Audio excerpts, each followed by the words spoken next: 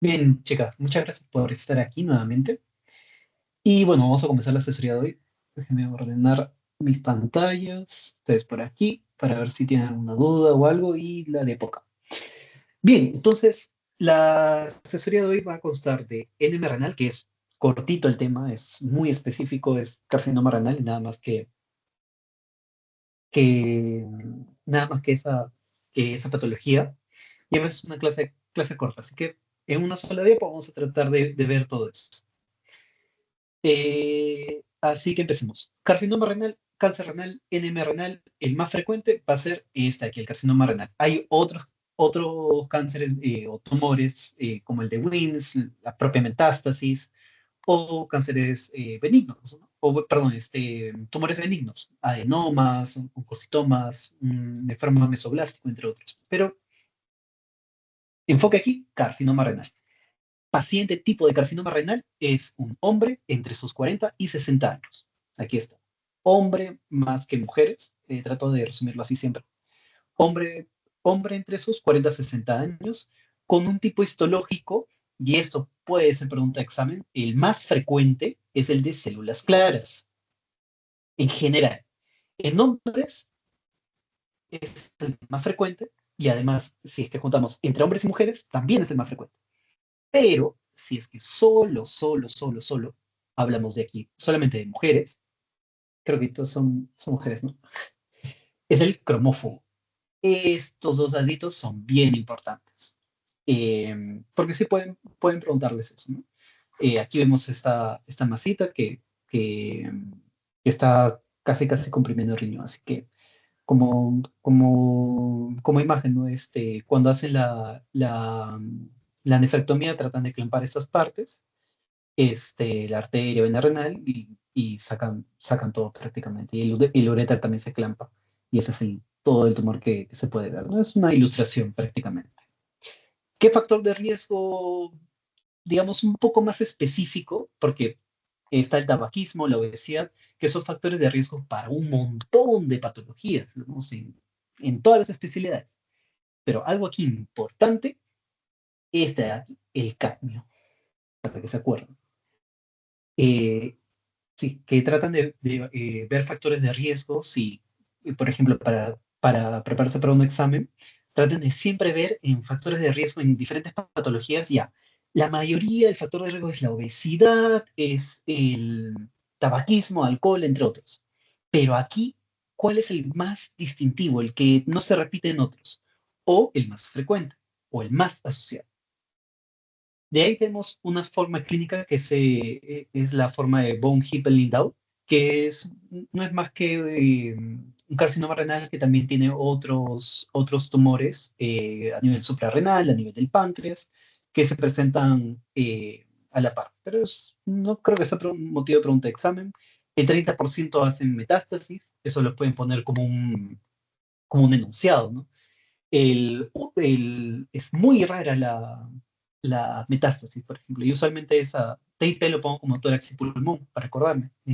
Cuando hacen sus evoluciones, no ponen CB, RCR, TIP, MB pasa a FP, ambos campos pulmonares. Entonces, si es pulmón, pongo TIP, para que se acuerden. Y el hueso. Principalmente por ahí hace metástasis. Ese en el 30%. No tanto uno de cada tres, pero por ahí. Diagnóstico, el de elección siempre va a ser una tomografía, pero el de primera elección o el con el que podríamos sospechar de que hay alguna una masa renal, algo que está ahí a nivel del riñón, su ecografía siempre de cajón. Y además que la tomografía nos sirve para la estadificación, el TNM, que ya lo van a ver en un poco más a profundidad.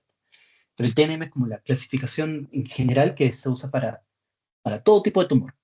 Así que tomo para estadificación, para diagnóstico completo, ¿no?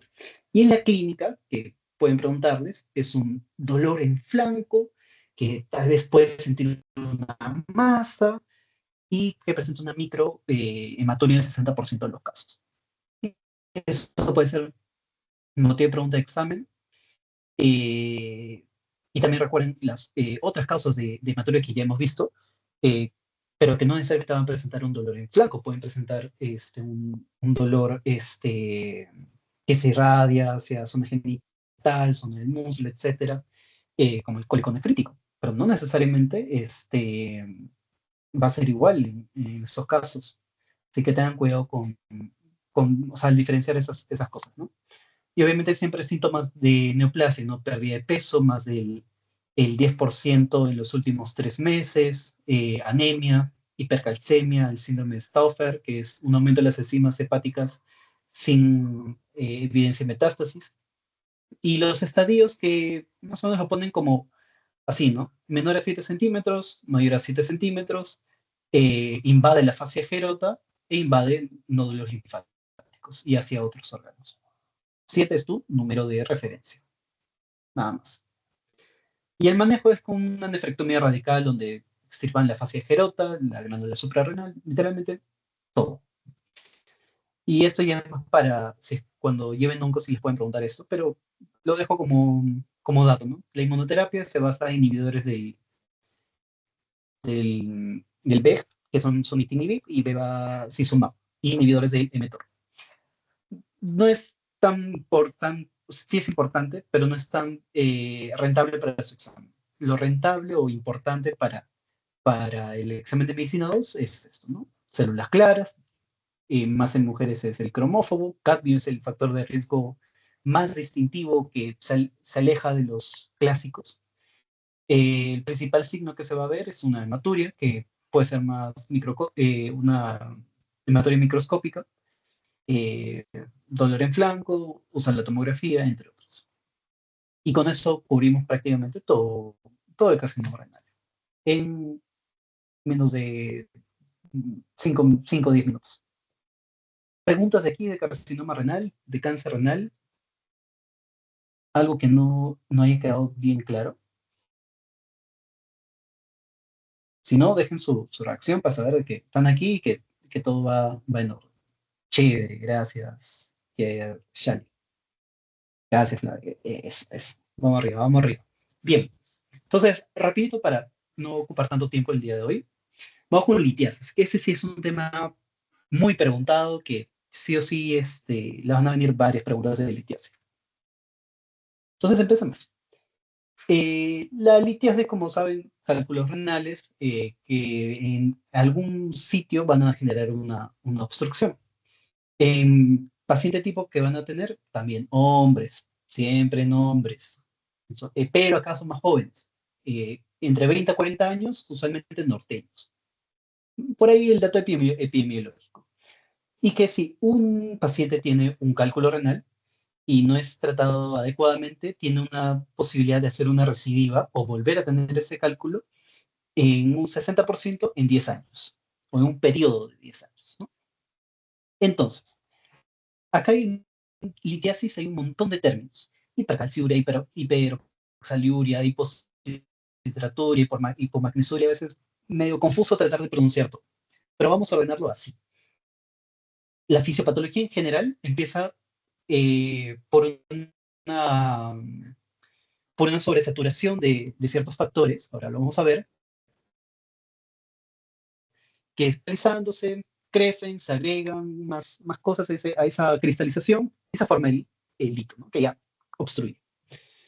Tenemos los cristaloides que se pueden concentrar, tenemos factores inhibidores que van a la baja y sustancias que pueden promover esta formación, ¿vale? Entonces, 1, 2, 3.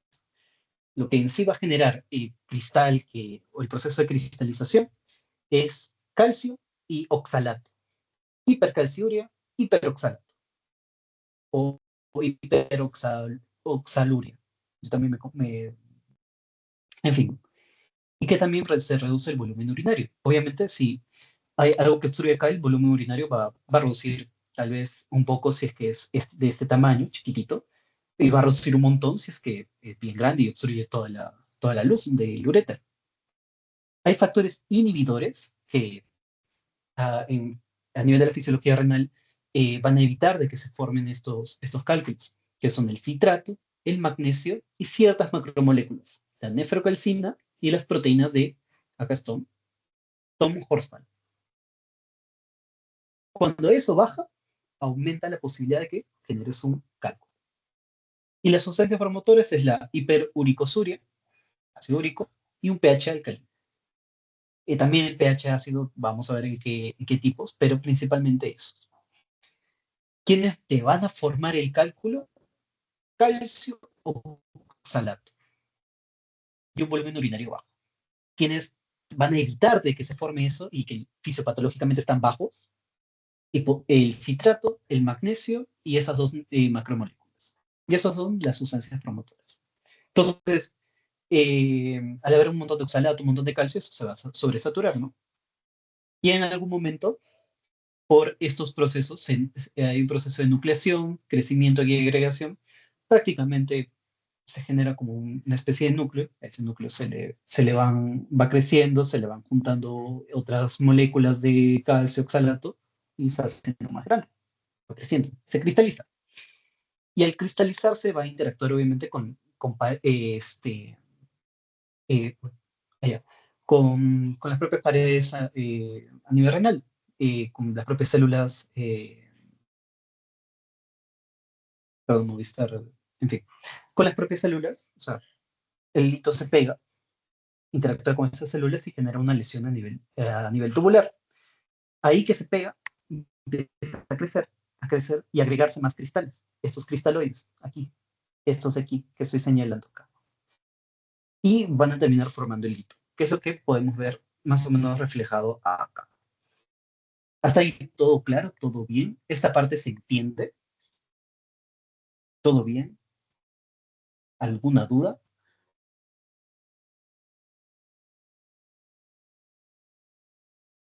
Bien. Sí, una pregunta. Lo de el pH alcalino como una, es como se considera de forma general un mecanismo que impide la formación de un cálculo, porque me confunde un poco que hay cálculos que se forman en pH básico, como los de fosfato y estrubita, creo. Exacto. Entonces, para esos son como que la excepción o no sé.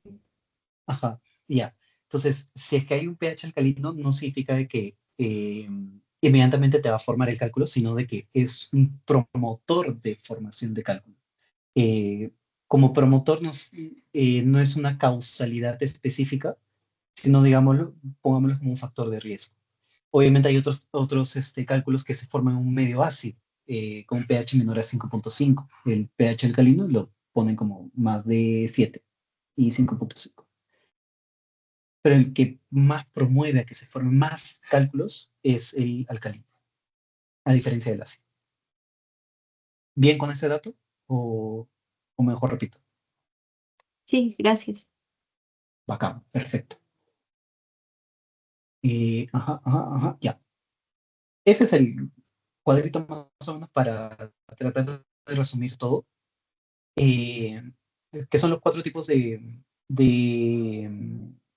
cálculos que tengo de su teoría, que son los de oxalato cálcico, de estrubita, ácido úrico y cistina.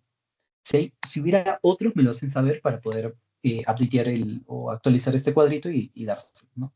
Pero por ahora veamos estos. El más frecuente, el de oxalato cálcico. 75% son de estos. El segundo más frecuente, el de estrubita. En los que hay una predominancia en sexo, oxalato cálcico en hombres, estrubita en mujeres. En los demás no hay mucha diferencia si es que es en uno o en otro. Y ahora vemos acá. El, el oxalato cálcico, al haber una mayor concentración o al haber una mayor concentración de cristaloides por una hipercalciuria, puede estar dado por un hiperparatiroidismo o hiper-PTH, para resumir. También otro factor de riesgo que aumenta la posibilidad de que se forme eso es la hiperoxaluria. Aumenta el oxalato y aumenta el calcio, lo que hemos visto en estos dos. Uy, no, ya. Y una de las causas que también va a promover esto es la hipocitraturia. No hay citrato para tratar de contener ese aumento de calcio y de oxalato, que lo hemos visto acá, bajan los factores inhibidores y termina formando un cálculo de oxalato de calcio. ¿Cómo se va a ver? Bien radiopaco. Lo más radiopaco. Eh, y la forma que van a tener van a ser cristales en cubierta. Eso es lo que les han puesto. Los estrubita, que acuérdense de esto. Estrubita está conformado por magnesio, fósforo, fosfato y amonio. Eso sí puede que les pregunten de alguna u otra forma. ¿Cuál no es? ¿Cuál sí es? ¿O está conformado por verdadero o falso? Y el cálculo que se asocia a ITU, a infección urinaria, es estrubita. Esto sí es importante, sobre todo por bacterias ureasa positiva, Proteus, Klebsiella, Pseudomonas, y crecen principalmente a un pH alcalino. Estas bacterias, por la ureasa, también van a bajar el pH. Perdón, van a subir el pH. Ay, me confundí. Lo sube. Este, y el cálculo típico es un cálculo coraliforme.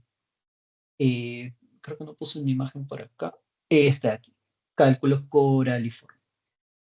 Muy probablemente de estruvita. Tiene esa forma como de coral, prácticamente. Es un radiopaco débil.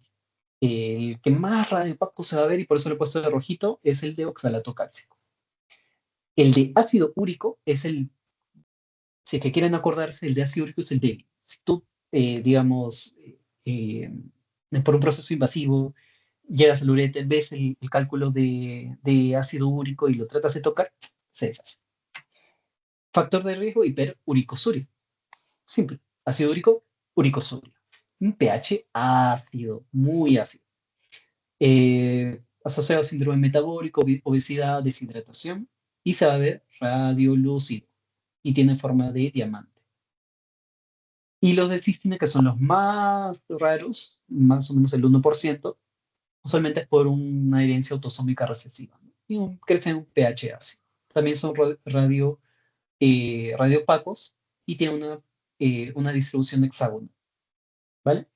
Eso ahorita lo vamos a ver, con qué se trata cada condición, ¿no? La hipercalciuria con tiacidas, hipocitraturia, esto de aquí, se trata con citrato de potasio, que también les pueden decir, este citrato de potasio se llama citrato alcalino. Sí. Y la hiperuricosuria con aloprina. Pero ahora vamos a ver cómo, cómo es. Hasta esa parte, bien, ¿hay algún dato adicional que les hayan dado o todo bien? ¿Todo bien? ¿Todo ok? ¿Me siguen? Bacán. Perfecto. Seguimos entonces. La clínica. Entonces, lo principal, el cálculo a nivel de la papila renal puede enclavarse a un nivel del uréter, va a generar un cólico nefrítico. Ese cólico nefrítico duele un montón. Es un dolor súbito, muy intenso en fosa lumbar a nivel del flanco, que irradia hacia zona genital. En la cara interna del muslo y la ingle, es más o menos el recorrido del uréter, y tiene un PPL positivo. En algunos casos puede tener un PRU también positivo, pero principalmente el PPL. Eh, Puño percusión lumbar. Síntomas miccionales pueden presentar polaquiuria, disuria, hematuria, entre otros.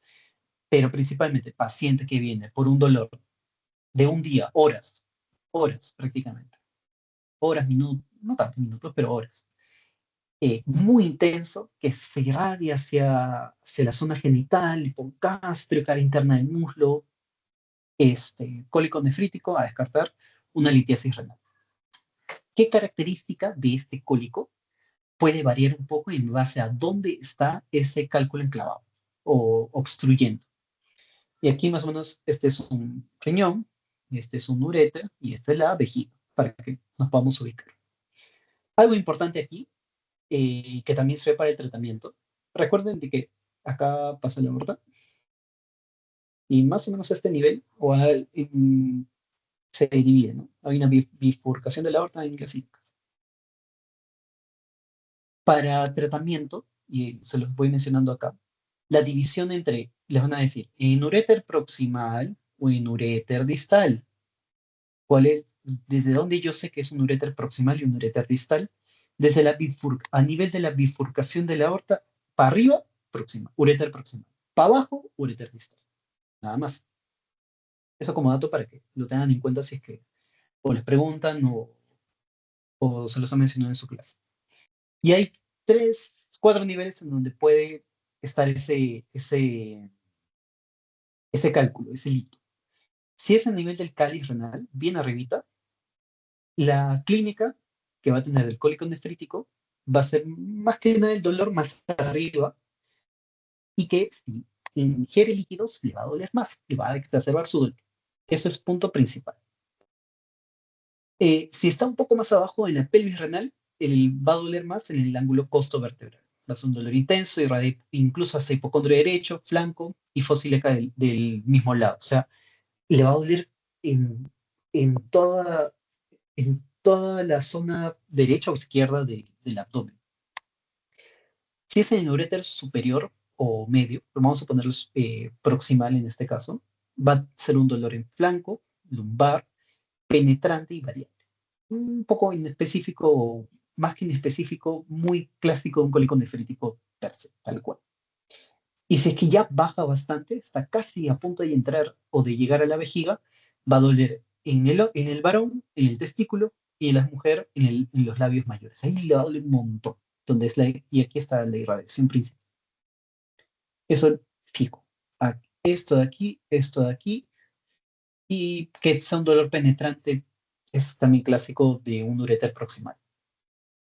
Y seguimos con diagnóstico. En diagnóstico vamos a ver todas las dudas.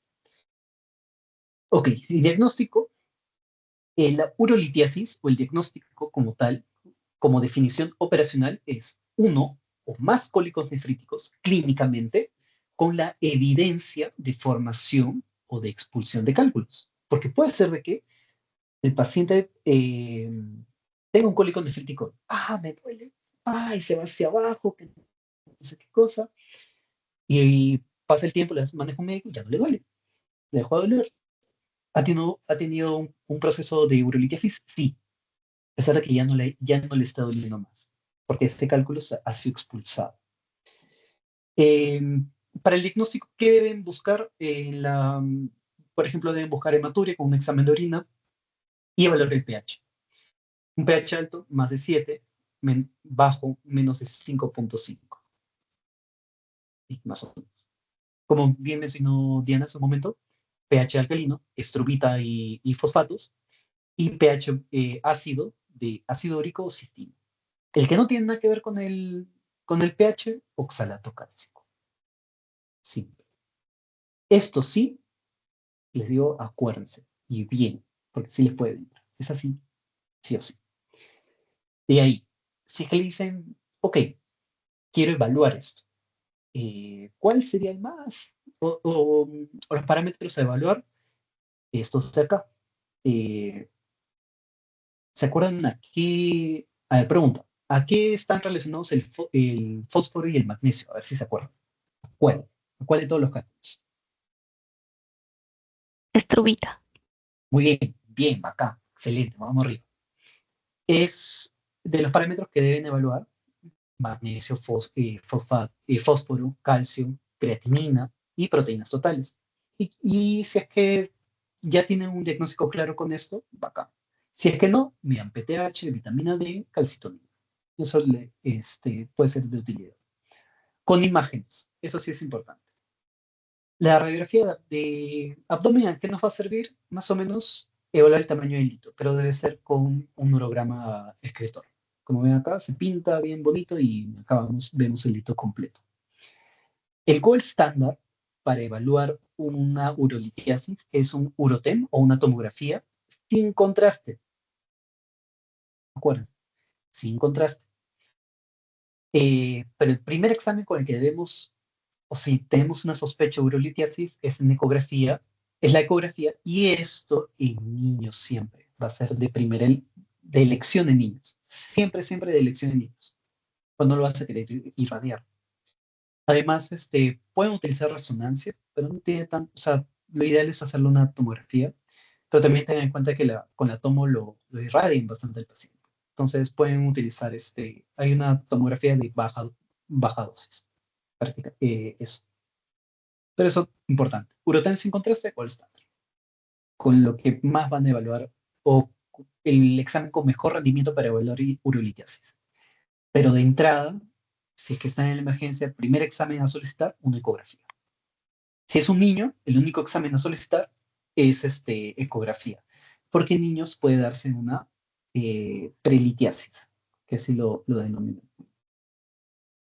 Entonces, eh, la litiasis cálcica, oxalato de calcio, es la más frecuente asociada a hipercalciuria. Acá está.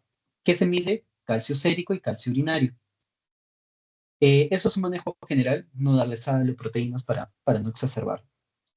Si que hay una sospecha de hipercalciuria, obviamente ya sabemos que es por un hiperparatiroidismo. ¿Qué patologías pueden darme esto? Y eso sí pueden preguntarles. Mieloma múltiple, linfoma, leucemias, enfermedad de Payet, Cushing. Simple. Piensa en estas, mieloma, linfoma principalmente, Payet, Cushing también. ¿Qué medir? Si es hipercalciuria, también medir sodio, sodio urinario y sodio sérico. Si es por ácido úrico, hiperuricosuria, es lo principal que va a tener el paciente por un aumento de proteínas en dieta y ácido úrico. Sencillo. Uricosuria. Recuerden, no traten de diferenciar si es que le dicen que presenta hiperuricemia, que es distinto. No necesariamente se tienen que medir las purinas, porque el ácido úrico es el producto final de la degradación de las purinas, pero el principal factor de riesgo aquí es la ingesta de purinas. Esto debe ir acá. Y el manejo es con el purina.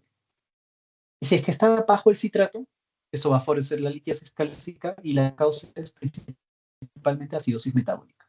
¿Qué medir? Obvio, tu pH, calcio, CREA y un cultivo. ¿Por qué le pediría un cultivo si es que está bajo el citrato? Volvemos aquí, por esa parte. Sobre todo para ver si es que es un cálculo muy probablemente destruido. No es una relación 100%, pero solamente para descartar de que sea destruido. O sea, no es de que si es que tiene hipocitraturia o sospecho de hipocitraturia, tengo que hacer un cultivo sí o sí. Lo ideal es hacerle un cultivo, pero no significa que siempre va a ser destruido. Ya, hasta esa parte de diagnóstico bien entendido, se, se, se comprende bien esa parte, o prefieren que repita alguna parte. Me veo un corazoncito, vamos arriba, se va entendiendo. Chévere, un like, vamos arriba. Bien, entonces seguimos. Esa parte del manejo sí es importante. Acá sí bastantes datos, pero traten de quedarse conmigo. Lo primero que va a tener el paciente, obviamente, ¿por qué llega a la emergencia? Cólico nefrítico, ¿no? Volvemos al cólico, súbito, muy intenso, va hacia abajo, sigue el recorrido del uréter. Bien. Primera, eh, quiero quitar el dolor. Lo primero que debo usar son los AINES. Tiene un efecto antiinflamatorio, espasmolítico, pero tiene un efecto antiplaquetario. Así que hay un paciente con una sospecha de una plaquetopenia o una patología que, que me puede alterar esto, pasó a opioides, que tiene un efecto mayor, un efecto más fuerte, digamos, pero no va a tratar ni la causa y puede que genere dependencia o desorientación. Lo ideal es empezar con AINES y luego pasar a opioides. Y esta es la escalerita que, al menos cuando yo estaba llevando Med2, nos dieron. Primero empieza con ketorolaco, luego pasa metamizol, diclo, paracetamol, tramadol y termina en morfina. Y hace sus estudios complementarios. Eh, y además, eso es uno, vamos a ponerle uno. analgesia, analgesia. Y el 2, tratar los síntomas vegetativos, porque el paciente puede que venga con náuseas, vómitos, puede que venga con eh, sudoroso, con los propios síntomas miccionales, entre otras cosas. Si quiero tratar síntomas vegetativos, lo primero es ondansetron, luego paso a metoclopramida y tercero con dimethylhidrinato. ¿Qué nos decía la doctora en ese momento? En Perú siempre empezamos al revés. Empezamos con dime, que no es lo ideal. Lo ideal es empezar con ondansetron, pero depende de la disponibilidad. Pero sí, siempre ha sido más o menos ese orden. Ahora, una vez yo hago mis estudios complementarios, debo de antes de eso debo determinar tres. Si es que el paciente estará complicado, será un cólico que, ok, puedo esperar y darle tratamiento o ya está complicándose. ¿Cuándo sé que está complicado? Si es que es un dolor no controlado con metamizol, es decir, al menos el segundo escalón. Tiene fiebre, tiene signo de sepsis, anuria o baja tasa de filtrado, o aquellos pacientes que son monorrenos, pacientes que solo tienen un riñoncito. En esos pacientes, el cólico nefrítico es un cólico complicado. Ahora, vamos con esto. 3, 1, 2, 3. Seguimos con negro. 4. Si el cálculo es menor a 5 milímetros, o sea, creo que tenía una regla por acá.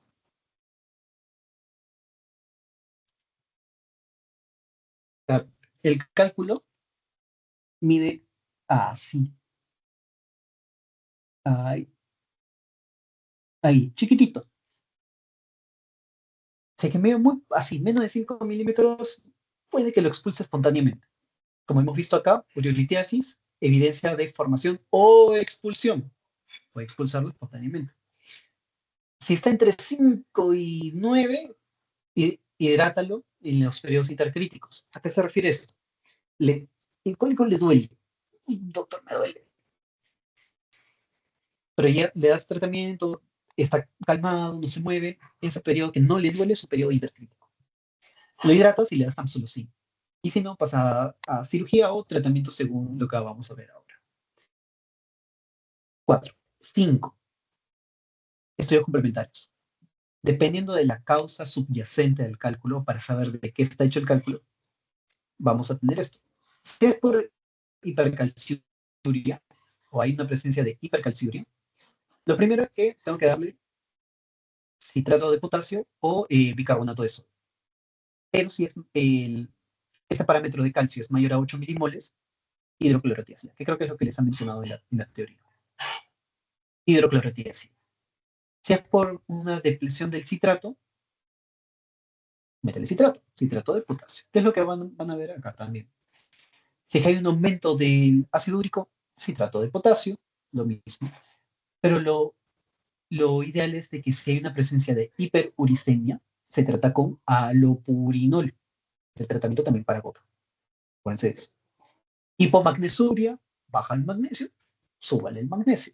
Magnesio, sencillo.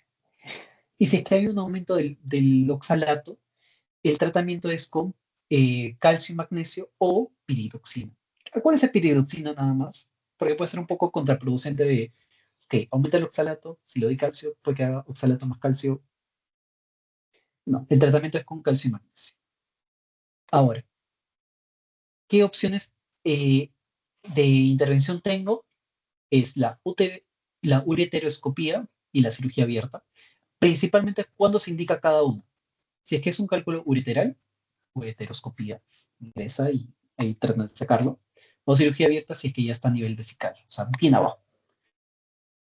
De ahí, si es que es menor a 20 milímetros y el paciente está estable, una litotripsia extracorpórea, ¿no? Con de hecho que tratan como de tratar de desintegrar ese cálculo y que sean pedacitos más chiquitos que eso incluso, y que puedan botarlos espontáneamente. Si no, si es que está complicado o el cálculo es muy grande, una electrolitotomía percutánea con ayuda ecográfica, con radiología intervencionista. Hasta ahí. Bien, más o menos o cómo vamos? ¿Se entiende el razonamiento de cuándo pedir cada cosa, qué dar en cada condición? Una consulta, ¿puedes repetir el cuadro de abajo, por favor? Hipercalciuria, ahí volé un poco. Ya, dale, dale. Entonces, vamos voy a borrar acá. Ya, vamos con de lo más evidente a lo menos evidente. Lo más evidente, si baja el citrato, hipocitraturia, tu citrato está bajo, dale citrato. Citrato de potasio es el citrato alcalino, el citrato que siempre vas a usar en una litiasis. Baja el citrato, dale citrato. Baja el magnesio, sube el magnesio. Hasta ahí, bien. Y ahí tenemos estas tres condiciones. Aumenta el calcio, para resumirlo mucho, aumenta calcio, aumenta oxalato y aumenta ácido úrico. Si aumenta el calcio, también dale citrato, porque recuerda que el citrato es inhibidor. Y para que se haya formado eso significa que el citrato también, por ahí que ha estado bajo, trata de subir para que inhiba más o que se haga más grande ese cálculo. Pero si es calcio, lo ideal es darle hidroclorotiazida para, para que ese cálculo pueda remitir. Si es por oxalato, el tratamiento de elección es con piridoxina, este, por hiperoxaluria. Aumenta el oxalato, piridoxina. Aumenta el ácido úrico, también dale citrato para, para tratar de compensar o darle algo de inhibición o de factor de inhibición a este proceso de generación del cálculo. Si es que está con hiperuricemia, dale allopurinol. Ese es el tratamiento de elección. Que creo que en su teoría le ponen directamente hiperuricosuria, es con directamente allopurinol. Ácido úrico siempre se trata con allopurinol. Eso principalmente. Mejor, no tanto, Sí, gracias. chévere. Eh, y bueno, con eso más o menos cubrimos todo lo que es el manejo de la litiasis renal. Algo importante aquí también de mencionar justo hace un par de horas encontré estos gráficos que también es prácticamente lo mismo que está acá, que les dicen, ¿no? Hipercalciuria, eso es un poco más específico, pero como ven es aumenta el calcio, hidroclorotiazida, baja el citrato, citrato alcalino o citrato de potasio, aumenta el oxalato, eh, calcio con magnesio o piridoxina, aumenta el ácido úrico, citrato alcalino o allopurinol, baja el magnesio, da el magnesio, simple. También algo importante aquí es el por tamaños. Sí, sí les recomiendo bastante de que puedan preguntarle a su doc en alguna teoría o capaz escribanle un correo de cuáles son los puntos de corte. Porque, por ejemplo, aquí les muestro esto de acá. Por ejemplo, si es un cálculo proximal o distal, dependiendo del tamaño, se indica, ¿no? La intervención a realizar. Si es chiquito, lo ideal es con litotripsia extracorpórea. Onda de choque. Si es chiquito, onda de choque. Pero acá se cataloga como menos de 20 milímetros. O sea, sobre todo, pregunta por esos puntos de corte para, para que establezcan bien en qué casos usar una intervención u otra. Acá, por ejemplo, si es que es más de 10 milímetros, les dicen, mejor hazle una ureteroscopía, si es que es a nivel ureteral. Si es que es a nivel renal, les dicen, es mejor una nefrolitotomía percutánea, pero también, si es que es más chiquito, pueden utilizar la litroscopía por ondas de choque. Así que eso. Les recomendaría eso, pero más o menos lo que han abordado en su teoría es esto de aquí. Y ya, con eso sería más o menos todo. Preguntas, por favor, díganme en qué les puedo ayudar, cómo les puedo ayudar. Estoy aquí para apoyarlos. Si está todo bien, dejen su reacción o me lo avisan, por favor. Sí, bacán, chévere, todo bien, todo en orden. Milagros, cuenta. ¿Todo bien o tienes alguna pregunta? Ah, ya, todo bien, perfecto. Bien, Una entonces, consulta, perdón. dale, por Eh, favor. entonces, la litotripsia se opta por esta, ¿no? Cuando es mayor a 10 pero menor a 20. Exacto. Ya, muchas gracias. Sí, porque si es que es o sea, menor a 20, pero digamos un 7, lo ideal es hidratarlo en el periodo intercrítico y darle tamsulicina. Y luego ya darle tratamiento intervencionista, no tanto quirúrgico. Eso. Y yo, con eso más o menos se aborda todo. Y bien, sí, creo que ya no hay más preguntas, así que dejo de compartir. Y nada, me avisan, porfa, durante la semana si que tienen alguna duda adicional antes de su examen. Eh, y estoy ahí para ayudarles, al igual que yo, sí que José y que Martín. Así que cualquier cosa nos avisan, denle con todo. Falta poquito, pero ustedes pueden. Y, y nos avisan si es que faltará algo o si hay algo en que les podamos ayudar. Alguna pregunta así buscado, que tengan duda, también nos avisan. Bien, entonces les deseo todo lo mejor y a darle. Vamos arriba, que se puede. Bien, chicos, eso sería todo. Ya les paso el post-test y ya nos estamos viendo para empezar con hemato con todo también. Y ya.